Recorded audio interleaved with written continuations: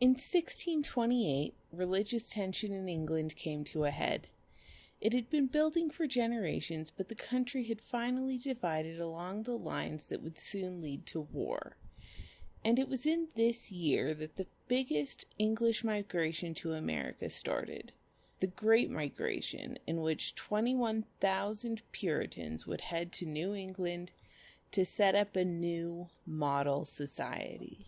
You're listening to the American History Podcast with Sarah Tungsalvola, the show exploring who we are and why by tracing American history from the 17th century to the 20th. Now, the thing you need to understand before we get into the details of the conflict is that in the 17th century, it was taken as pretty much a given that countries should be unified under one church. Ideally, the whole of Christendom, but at the very least, individual countries. That's something that goes against modern sensibilities, but there were reasons for the belief.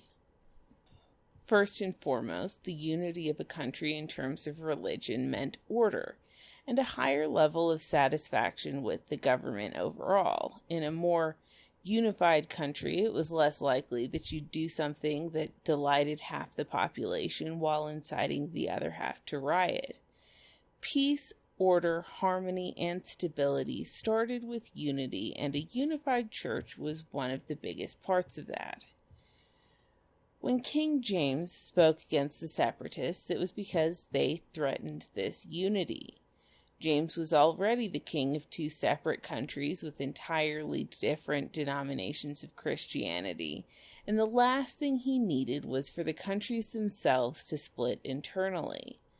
His Archbishop, Bancroft, said that fragmenting England in terms of religion would ultimately lead to civil war between factions, and it did, as we'll soon see. And the separatists themselves often spoke of wanting to influence policy. They just thought that creating an ideal church outside of the established one was the way to do that. As Brown termed it, reformation without tarrying for any. The other benefit of unity was that a united church would be better able to stand up against corrupt people abusing their wealth and power who tried to take it over. An individual congregation could be used for personal profit or manipulated by some wealthy person hoping to gain influence, but a unified church could withstand such assaults. A unified church with bishops could withstand these assaults even better, because the bishops would answer to the king in a system of essentially checks and balances. When King James died in March 1625, his son Charles inherited his divided kingdom. He also inherited his father's desire for unity, both within England and in terms of bringing England and Scotland together into a united kingdom. And he inherited his father's ideas about the importance of episcopal succession and the divine right of kings. In many ways, though, Charles was the opposite of his father. Whereas James's court had been a source of embarrassment for the English, Charles was extremely disciplined. He'd been so sickly as a child that he wasn't really expected to survive, but through disciplined exercise, he grew to be very athletic by the time he was crowned. He minimized his severe speech impediment by learning to sing, and by the time he was crowned, he was one of the best educated and most cultured people in England, with exquisite artistic taste and a love of order and discipline. But he was deeply shy, and he didn't necessarily read people well. And he certainly wasn't as combative or successful in political maneuvering as his father had been. Charles also believed in a relatively new flavor of Protestantism called Arminianism. Apart from the fact that both Calvinism and Arminianism were Protestant denominations, they couldn't have been more different. Arminianism emphasized ornate rituals and worship, whereas Calvinism preached simplicity. Calvinists believed in predestination, whereas Arminians emphasized the role of the person in choosing to follow God. Calvinism said that there should be no bishops or hierarchical leadership, and Arminianism said that episcopacy was one of the most important parts of the church.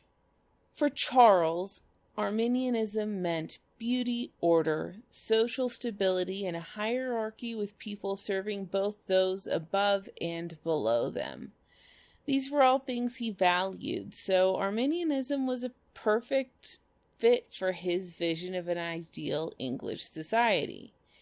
He also felt, as had James and Elizabeth I, that Puritanism with too much power would put an end to the monarchy, with the monarch either eliminated or left as nothing more than a puppet.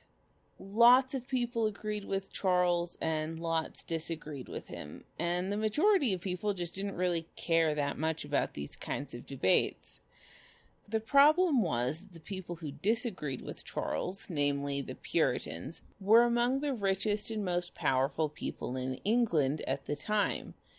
Puritans were politically organized and held a huge number of seats in Parliament, especially in the House of Commons, but also in the House of Lords, thanks in part to James's selling of titles. Instead of a wider society of hierarchy, Puritans emphasized the nuclear family and community uniformity as the basic units of social order. To them, no bishop, no king wasn't a threat, it was a dream. They wanted to push the Protestant Reformation further, to make the church a series of Calvinist congregations, and they approved of laws which regulated behavior into the extreme as long as they were passed by elected officials.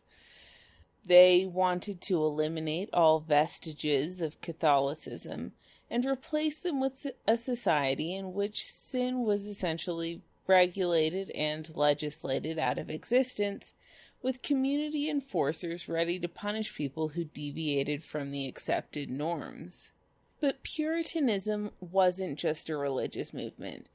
It wasn't exactly a group of, well, depending on your personal feelings, devout or fanatical Christians who were meticulously applying the Bible. It was a movement with a very distinct cultural center in an area with a long history of political radicalism. It had a number of unique characteristics, most of which were deeply connected to the culture and history of East Anglia, and that's something that we're going to see time and again as this series progresses. East Anglia is a place in eastern England around Cambridge, Norfolk, Suffolk, etc.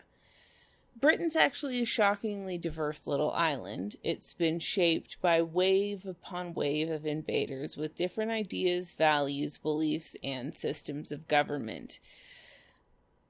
East Anglia was a seafaring region whose economy came from trading and whose main threat was raids by other mariners, starting with the Vikings and ending with the Catholic Dunkirkers. It had poor soil, and even in 1630, the two towns nailed the skins of marauding Danes to their church doors. The raiders didn't always come, steal, and leave, though. Over the centuries, many had decided to stay and shape the region's culture and economy. The region had a huge Dutch presence, too, with trade, immigrants, architecture, religion, and culture all coming from the Netherlands. So the combination of these factors had created a society within England that heavily favored the middle class, with fewer servants and fewer nobles than elsewhere. Of course, the lower class people who were there weren't treated very well, and there are many stories of them being driven out to prevent their being a burden to society. But that middling status became a fundamental part of its social structure. And through its maritime connections, East Anglia started to become more of become more of a part of that European sea town network that we discussed in the Brownest episode, and somewhat less connected with the rest of English culture. It also enjoyed a much higher rate of literacy and education than the rest of England, again thanks to its middling status. Over the centuries, uprisings which occurred there tended to focus on these themes. As part of Robert Kett's rebellion, Kett sat under an oak tree called the Tree of Reformation while gentry were tried and terrorized before a makeshift jury of their former victims. In Wat Tyler's Rising, a group of people marched from East Anglia to London, where they killed anyone they could find associated with the royal government and burned the city's legal district. This event sparked a widespread peasants' revolt, and it was prompted by the sermons of a radical East Anglian priest named John Ball. Ball was a Lollard, which was a pre-Luther movement that advocated many of the future Protestant ideas: vernacular Bible readings, no transubstantiation, and no Catholic rituals. Lollardy was an English movement, and it was very strong in East Anglia, and when Luther did come along, you guessed it, the Reformation took hold in East Anglia more than it did elsewhere in England. 225 of the 273 Marian martyrs came from there, and Boston, Lincolnshire, which is a part of the region, was the maternal home of Anne Boleyn, Thomas Cromwell's family, and John Fox. In the 17th century, the stereotype of an East Anglian, regardless of class or social status, was that they were dour, stubborn, fond of argument, fond of litigation, and Puritan.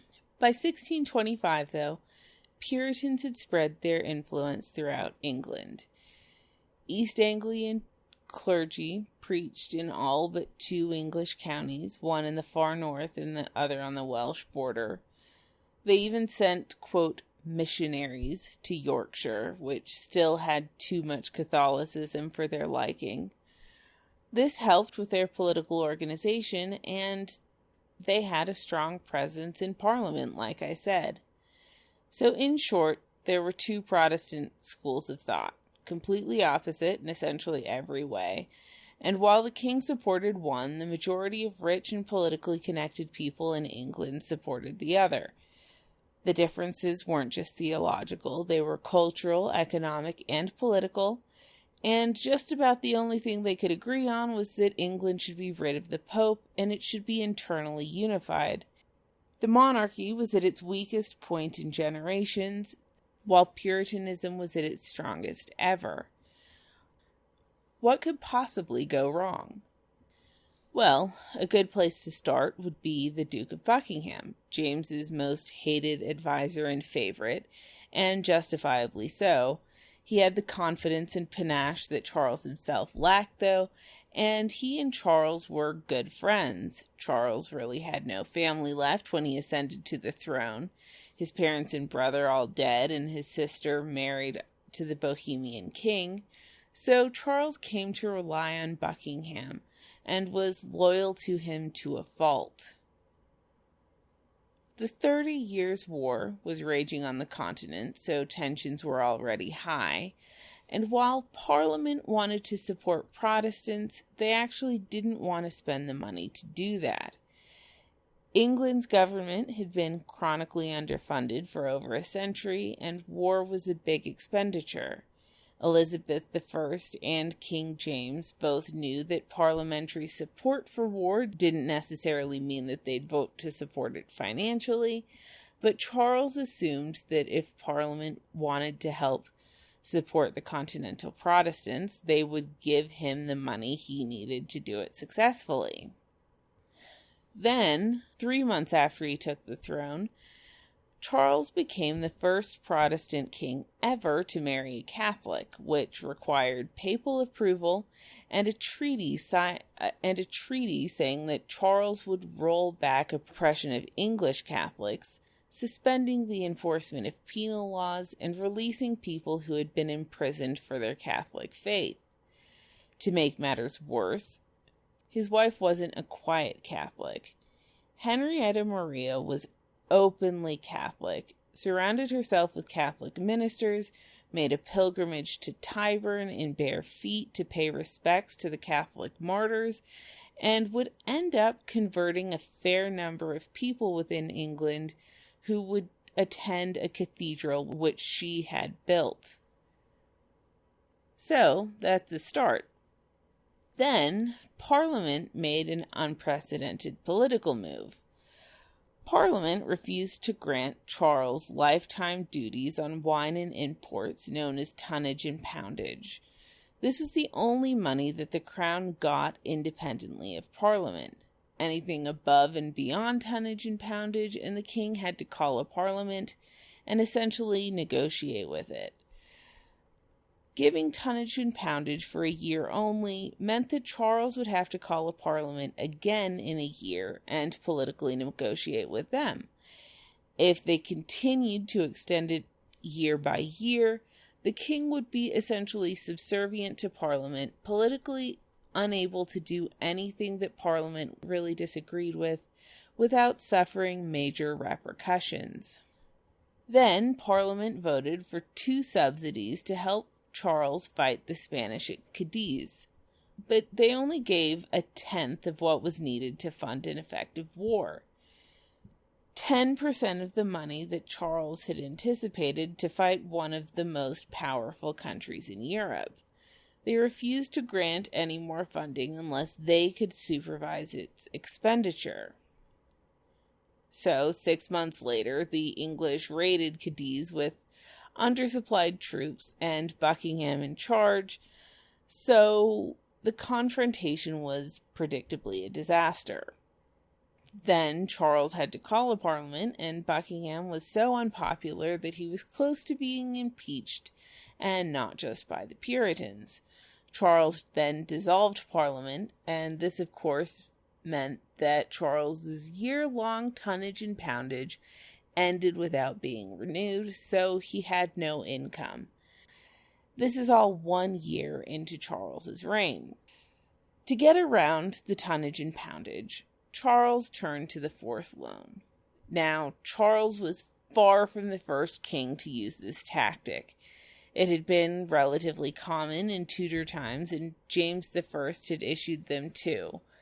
Because Charles stated his intention to use some of the money to aid Protestants in Europe, most people were actually fine with paying the loan, and soon he had £250,000.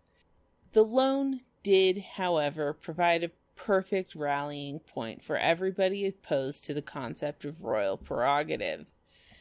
There were dozens of people who refused to pay, in particular 5 knights and a man named John Hampden, all East Anglian Puritans, and even outside the scope of Parliament, they could use the courts to sue Charles on the policy and hopefully diminish the royal prerogative through that venue. The judges sided with Charles against the knights, but it was a very damaging confrontation for the king. Then King Charles started to promote Arminian bishops, including one named William Laud. In 1633, Laud would become the Archbishop of Canterbury, and it wouldn't be long before he was the most hated person in England. Laud came to Charles predictably through Buckingham, who, it's worth noting, was a Protestant but born to Catholic parents, so if anyone was looking for connections to a greater popish conspiracy, they didn't have to look too hard. Laud was extremely opposed to Puritanism. I mean, Bancroft had gone after the Puritans, but he himself was a Calvinist. Now, in Charles, the Puritans saw a king with a Catholic wife and a pretty much Catholic archbishop who was using his powers to oppose Puritans. Early on, Laud submitted to Charles a list of bishops categorized as either being Orthodox or Puritan. He and the Arminian bishops also gave some sermons explaining the king's rights and encouraging people to support the king and exalting the monarchy. And in a few years as archbishop, he would begin to aggressively use the Star Chamber. If you listened to the first episode on the Pilgrims, you'll know that even under King James, the Star Chamber was a venue for and symbol of royal prerogative, which was deeply hated and aggressively attacked by people who didn't support the royal prerogative. To eliminate the Star Chamber would drastically increase parliamentary control over the country, so it was already a contentious issue.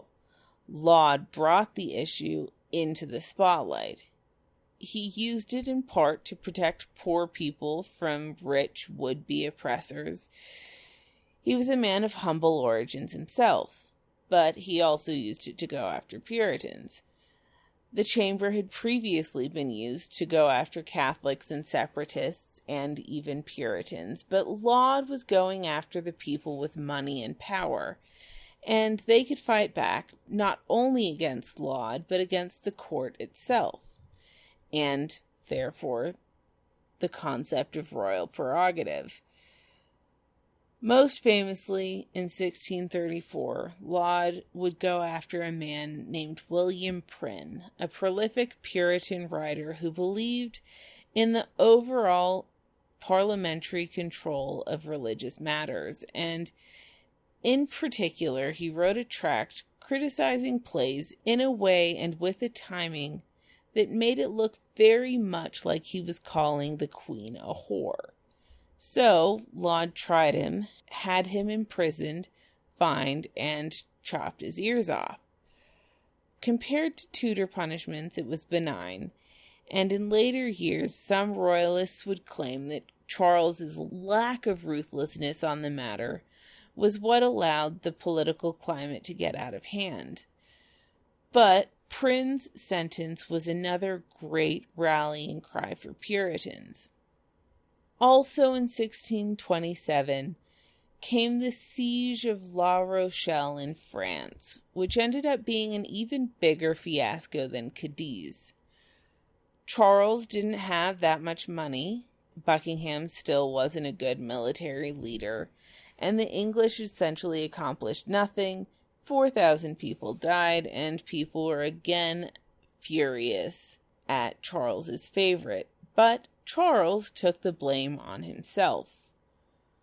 Then he tried his next money-raising scheme by demanding ship money, which again was an established tradition, but Charles expanded its use beyond what was traditionally accepted.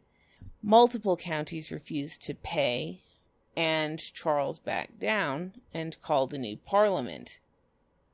At the next parliament, the wrath bypassed Buckingham and turned directly toward Charles himself. People were angry about the forced loans and the imprisonment of the 5 knights, and Charles was presented with the Petition of Right, which highlighted and emphasized English civil liberties.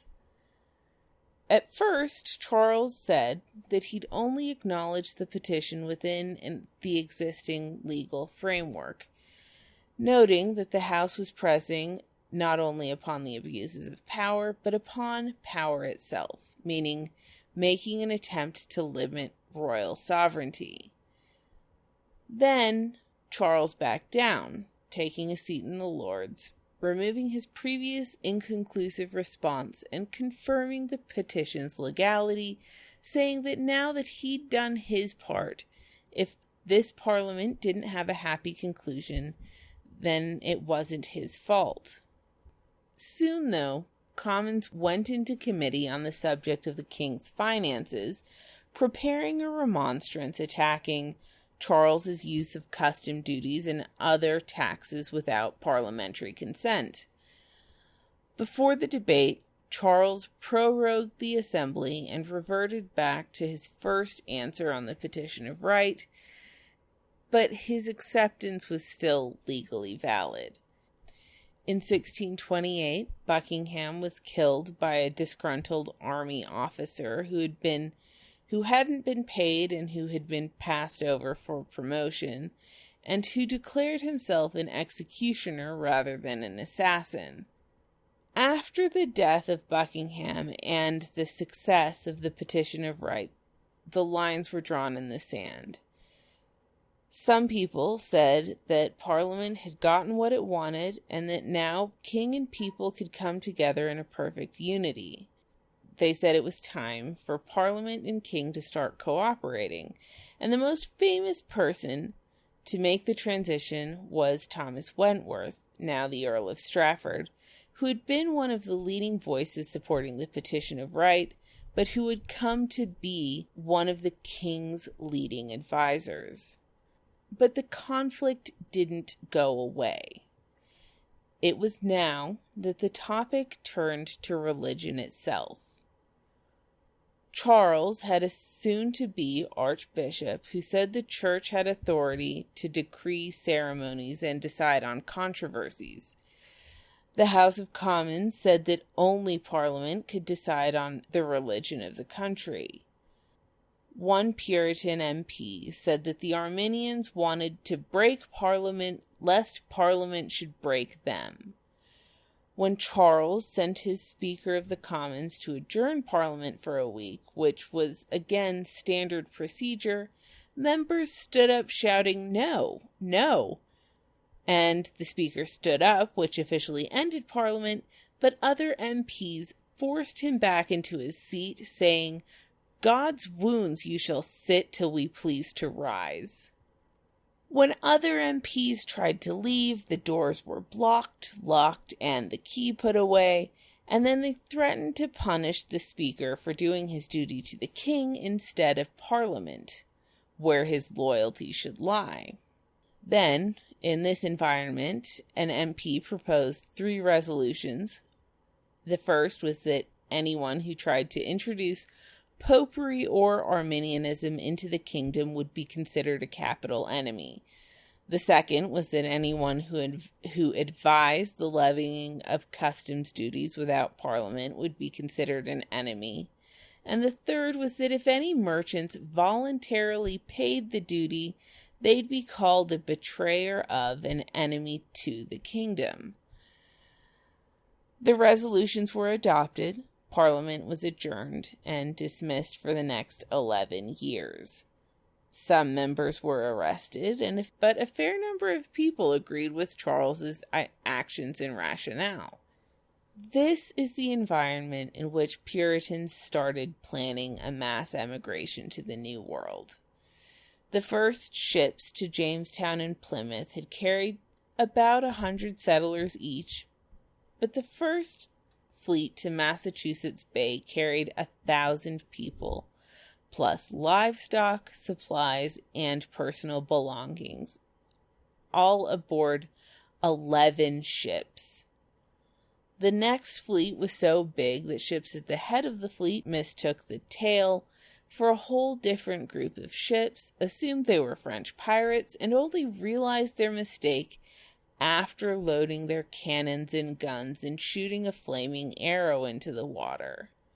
And the people, well, they were Puritans. They were largely affluent, almost all educated, but rarely aristocrats. They brought most of what they needed in terms of provisions, and they meticulously chose the people who were allowed to participate in the venture. None too poor to pay their own way, and only the godly. Most of them came from within 60 miles of the East Anglian town of Haverhill in Suffolk, and the ones who didn't come from there, by and large, had either lived there or had pastors who had. It was an intensely regional migration. This was also a different mission than before.